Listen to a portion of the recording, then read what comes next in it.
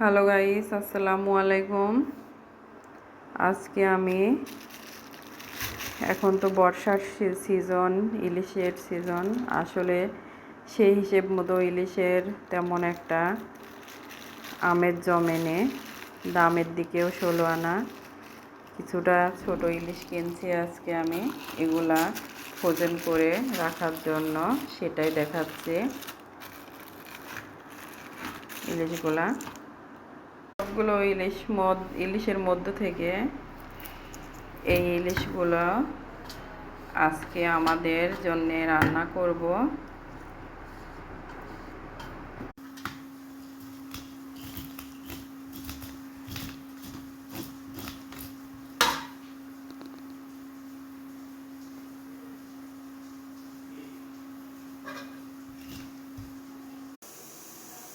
মাছগুলা কাটা শেষ হয়ে গেছে, এবার আমি রান্নাও করব। প্রথমে আমি পেঁয়াজ কুচি দিয়ে দিচ্ছি বেশি করে। এবার এখানে পেঁয়াজ পেস্ট করাটাও দিচ্ছি, ঝোলটা গ্রেভি হওয়ার কারণে। মরিচের গুঁড়াটা দিলাম, এখানে জিরা গুঁড়া দিলাম, সামান্য ধনিয়া গুঁড়া,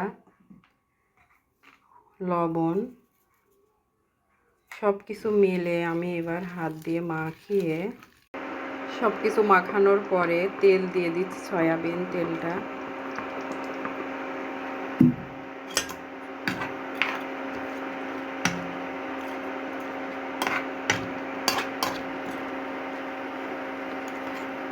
এবার আমি একটু ঢাকা দিয়ে দেব, ঢেকে রাখছি কিছুক্ষণের জন্য।